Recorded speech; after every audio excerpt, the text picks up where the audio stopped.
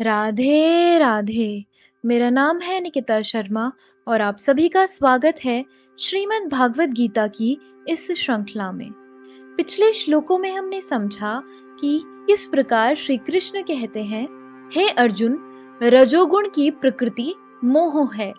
यह सांसारिक आकांक्षाओं और आकर्षणों से उत्पन्न होता है और आसक्ति के माध्यम से आत्मा को कर्म के प्रतिफलों में बांधता है। चलिए आज बढ़ते हैं अगले श्लोकों की ओर।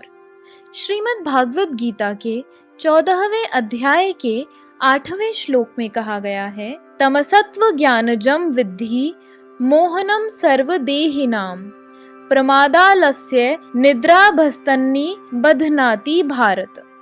अर्थात हे भरत पुत्र, तुम जान लो कि अज्ञान से उत्पन्न तमोगुण समस्त देहधारी जीवों का मोह है। इस गुण के प्रतिफल पागलपन यानी प्रमाद, आलस तथा नींद हैं, जो बद्ध जीव को बांधते हैं। इस श्लोक में तू शब्द का प्रयोग उल्लेखनीय है। इसका अर्थ है कि तमोगुण देहधारी जीव का अत्यंत विचित्र गुण है।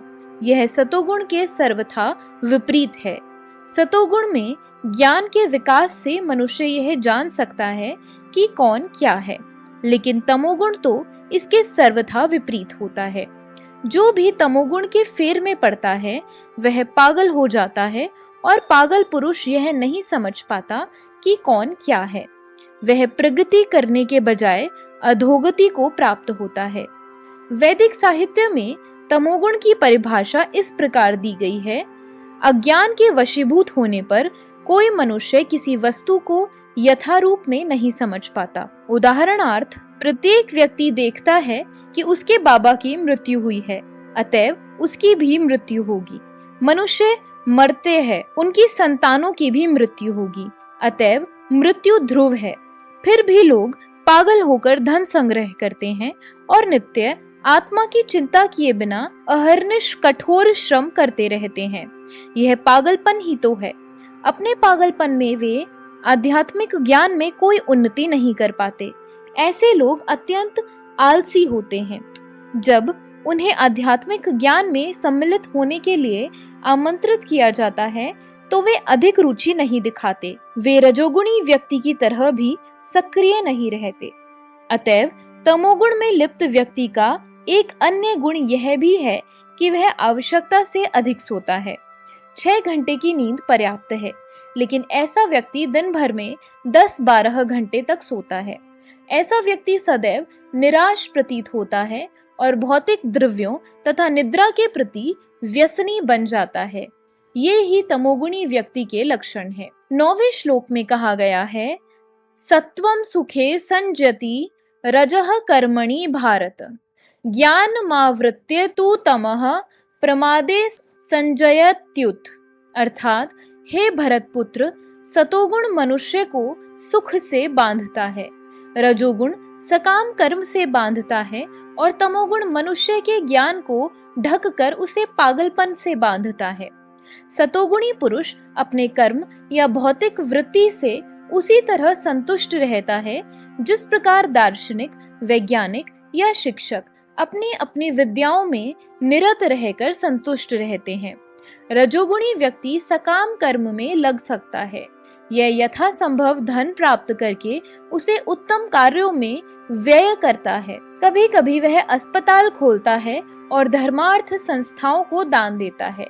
ये लक्षण है रजोगुणी व्यक्ति के, लेकिन तमोगुणी तो ज्ञान को ढक लेता है। तमोगुण में रहकर मनुष्य जो भी करता है वह न तो उसके लिए न किसी अन्य के लिए हितकर होता है। 10वें श्लोक में कहा गया है, रजस्तमश्चाभिभूय सत्वं भवति भारत रजः सत्वं तमश्चैव तमः सत्वं रजस्तथा। अर्थात, हे भरत पुत्र, कभी कभी सतोगुण रजोगुण तथा तमोगुण को परास्त करके प्रधान बन जाता है, तो कभी रजोगुण सतो तथा तमोगुणों को परास्त कर देता है और कभी ऐसा होता है कि तमोगुण सतो तथा रजोगुणों को परास्त कर देता है। इस प्रकार श्रेष्ठता के लिए निरंतर स्पर्धा चलती रहती है।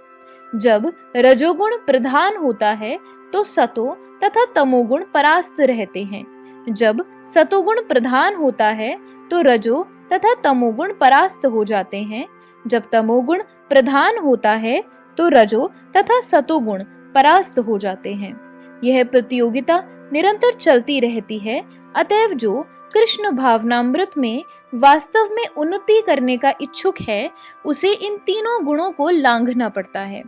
प्रकृति के किसी एक गुण की प्रधानता मनुष्य के आचरण में, उसके कार्यकलापों में, उसके खान पान आदि में प्रकट होती रहती है। इन सब की व्याख्या अगले अध्यायों में की जाएगी। लेकिन यदि कोई चाहे तो वह अभ्यास द्वारा सतोगुण विकसित कर सकता है और इस प्रकार रजो तथा तमोगुणों को परास्त कर सकता है।